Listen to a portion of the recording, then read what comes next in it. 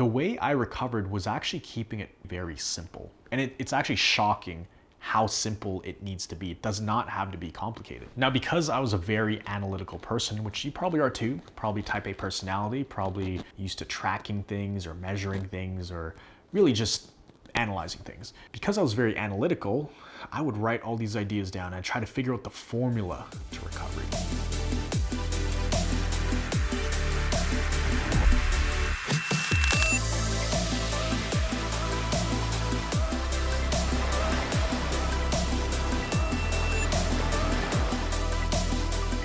How's it going, guys? Miguel here with CFS Recovery. In this video, I'm gonna be talking about how much do you actually need to know in order to recover from all of your crazy, mysterious, debilitating symptoms. Now, if you're new to this channel, I just want to quickly introduce myself. I was sick for nearly 5 years and I dealt with over 50 symptoms at my worst. And at my worst, I was actually bedridden in the hospital, getting spoon-fed for about a month. And then actually the next month, that's when I met my doctor who taught me how to recover. But leading up to that, I had seen over 30 doctors and specialists. I've had multiple ER visits, rushed to the hospital because either I just couldn't breathe or my body was shutting down and I was in a severe crash. So if you're dealing with that, if you're dealing with all these things, just know that I've been in your shoes and today I can function completely normally. I was actually up at 4:30 a.m. this morning, did a workout, very intense. I feel great and I'm able to work full time, and I actually live a better life now than I did prior to getting sick.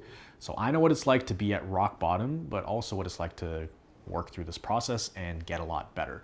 Now, when I was recovering, there were so many things that these resources were telling me to do. Obviously, there's Google, there's YouTube, there's these forums, there's these Facebook groups, and it can kind of feel like a fire hydrant shooting you in the face with water of information, right? Instead of water, it's just information flying at you. Try this diet, try this supplement, try meditating, try this kind of meditation. No, try this kind of breathing. Well, if you pair the breathing with this and then get an acupressure mat, and then maybe try this diet and then sleep at this time and maybe do an Epsom salt bath while you're at it, right? In fact, you know what? We should go see this specialist and run this test, and then maybe this adrenal supplement and this magnesium can help me sleep, right? So it is chaos, right? Without going too deep into it, you know exactly what I'm talking about. That's the whole reason you're watching this video right now. So I've been there before. It can be extremely confusing. And the thing is, you're looking for answers. And that's the frustrating part about this. You're actually looking for answers, trying to get better, but you're getting a lot of conflicting information. So typically what I've seen and what happened to me is I first got sick, clearly something's wrong, but I go to the hospital or the doctor and they're like, oh, you're completely fine. Holter monitor test, fine. CAT scan, fine. X-rays, blood tests, urine samples, yeah, you're completely fine. Sleep study, yeah, you're good to go. Congratulations. Great news, Miguel. You're completely normal. Meanwhile, when I hear that, my heart would sink every time. I'm just like, you didn't find something. Okay, so I probably have some mysterious illness that 0.00001% of the population has, and there's probably no cure for it. So what's the next best step? The doctors aren't helping you. If the professionals aren't helping you, okay, let me fix this myself. I'm gonna handle this. When I was a go-getter, I was the guy who tried to fix the problems in my life. I took drastic responsibility for anything that happened to me. If there's a problem, I will fix it. I'll get it done. There's always YouTube and Google. So went on all these sites, and not only was it very confusing, it was terrifying.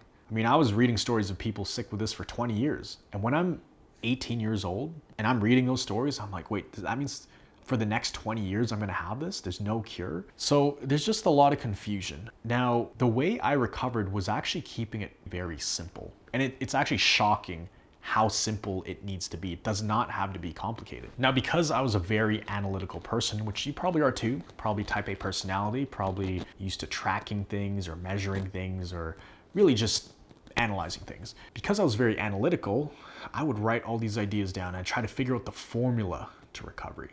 But what I found what worked the best was simplifying things, keeping it to one or two main focuses. And this is what my doctor taught me. And the crazy part is the only time that I really followed this simple strategy was when I was at rock bottom. Like if my doctor had told me these things, these 2 or 3 specific things to follow, if he told me that 3 or 4 years prior, I would have been like, no, it can't be that simple. This is like a serious health issue. It can't just be responding well to symptoms. It can't just be pulling back during adjustment periods. Surely there's got to be something more. Maybe my mitochondria is off, or maybe I have this Epstein-Barr virus I need to get rid of in my body in order to fix this. But I had all those tests. And I tried doing detoxes and tried doing antibiotics.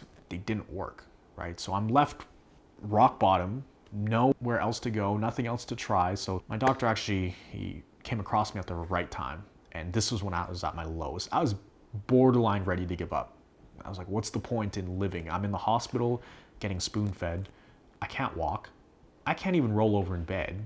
I'm just feeling pain all day, so we might as well give this a shot. So in the hospital, because I was so severe, they gave me some medication that I was on, but also he said, look, the medication is gonna help, Miguel. Maybe about 10% just to get you out of the hole here, but about 90% of the recovery is gonna be you rewiring your hypersensitive nervous system.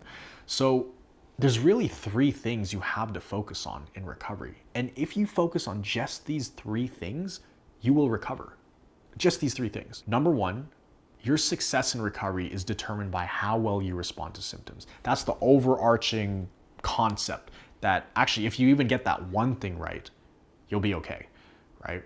Number 2 is you need to kind of train your nervous system as if you were training your body in the gym, right? You need to add stress to it lightly in ways that you can handle, but then you also need to pull back. So the adjustment periods, the flare-ups, they were on the way to recovery, not in the way. It was a whole part of the process. No different to me going for a workout, doing bicep curls, and then getting really sore and having to take a break from the gym and work another body part. It's the same idea with recovery. I would go and do something or think something, any kind of stimulus on my nervous system, physical, cognitive, or emotional, any kind of stimulus that would cause an increase in symptoms. And then during that increase, I had to respond well and pull back. Right? And the third concept is repeating these progress cycles, repeating that same process over and over again. So it's actually very simple, right? Where most people get stuck, even the people I've worked with directly, I've laid out the plan, right? And we give them a lot of information. Like all the information you see on this channel, this is like 1,000 times more than what I knew when I recovered. I really only stuck to those 3 things, to be honest, right? And my doctor taught me everything in these diagrams over here. These are all the main concepts I followed, but everything I teach on this channel, this is way more than you actually need to know for recovery. So once I kept it simple, I saw exponential results because my mind wasn't off trying to figure out this and that and how this affects this. It was just focused on these key areas, the highest leverage things to focus on. And that took my recovery to a whole nother level. So we actually see it all the time. And the people I've worked with, the people in our programs, they say, you know what, I've tried so many different things. I've tried this and this. You should see some of the lists. It's insane. It's like 30, 40, 50 different things. But they said this was interesting because I didn't think it would be this simple. And actually, I feel like I'm doing less things for recovery now, but I'm getting better 10 times faster. Like, how does that make any sense? And it's because of the way the brain works. Your brain is already hyperstimulated. Your nervous system is hyperstimulated. The last thing it wants to do is add more things to-do list, things to get done, things to do properly. And when you sometimes don't do them properly, you could get down on yourself. So you want to keep it very simple. Less is actually more. I only kept it to really those 3 simple concepts. And I like to call it the knowledge trap. There's a lot of people out there who know way more about CFS than I do, in terms of the scientifics of it, in terms of like, oh, the mitochondria, that gets affected by your nervous system, but the Krebs cycle is this many days, this is what the cell looks like. Also for mast cell activation, this affects this, affects this, affects this. Like there's a lot of people I've talked to who are much smarter than me, more educated in terms of textbook education, but they're still sick. And actually they're getting worse and worse. It's because it's not a knowledge thing, it's the right knowledge. What is the highest lever thing you can do? It's not about how much you know overall, it's about how much do you know that actually moves the needle forward in recovery. And for me, it was those 3 simple things. And that's what I preach to everybody on this channel and also the people in our programs that we help. That's why we have such a high success rate. That's how this person's doing this. That's how this person's doing this. That's how all of these wins are possible for people who have been stuck for sometimes decades. Now they're getting their lives back using very simple concepts. All this stuff I teach on this channel for free, right? But in the programs, we help them implement it. Now, there's also this other thing, in addition to the knowledge trap. It's also understanding that knowledge is power, but knowledge is only power when it is applied.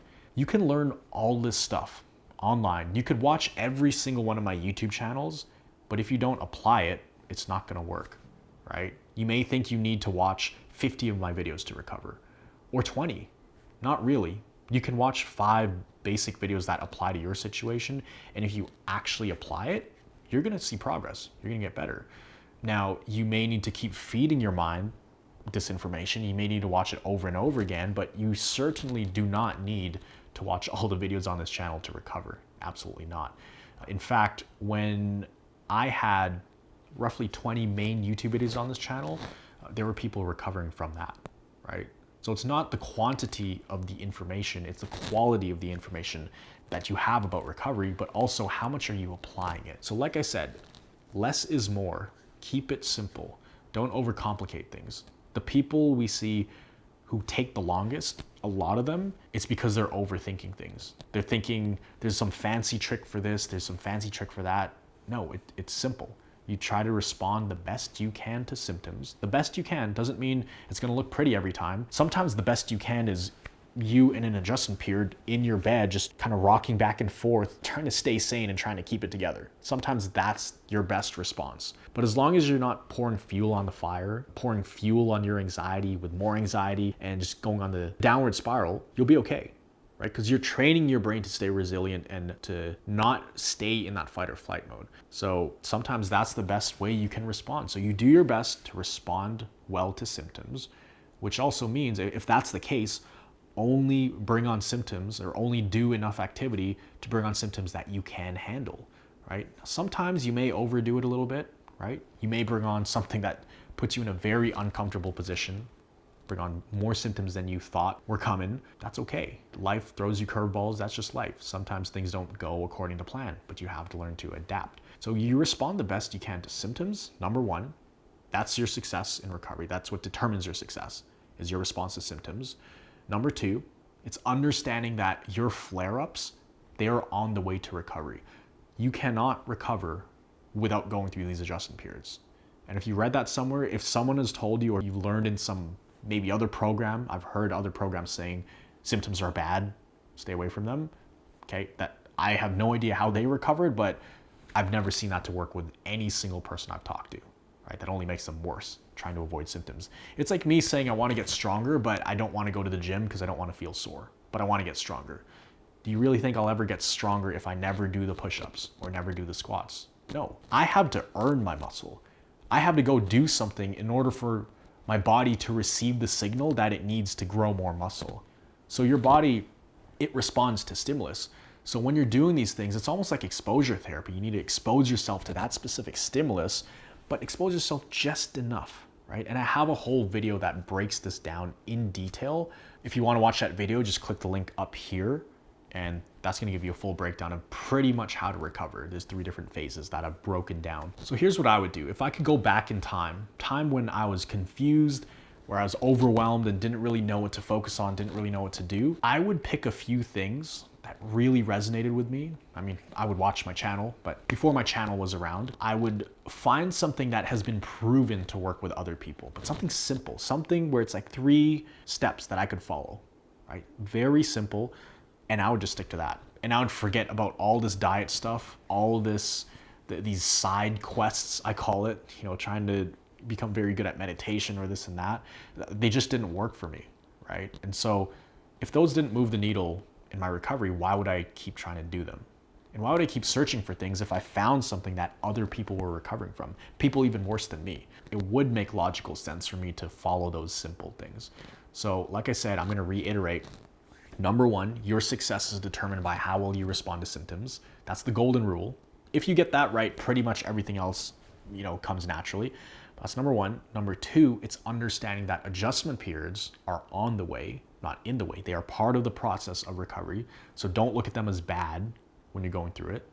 Number 3 is you repeat the cycle of increasing stimulus and then pulling back and handling the adjustment period as well. Where most people mess up, they'll increase activity or increase stimulus, and then they'll just pull back, but they don't really focus on how they're responding to the symptoms. Even though they're physically pulling back, now they're second guessing themselves. They're thinking, oh, should I have done that? Maybe I shouldn't have done that. How long is this gonna last? When are these symptoms gonna go away? That's what will keep them stuck. So this whole progress cycle thing, the repeating of the process, is increasing stimulus. Then once the symptoms come, in a manageable amount. I'm not saying go out there for a 2-mile walk or go for a run because Miguel said so. No, you got to be responsible. Increase stimulus, then pull back. And during that period, that's where recovery really happens, when you're responding well to the symptoms. Because in responding well, you are literally rewiring your brain to get out of survival mode.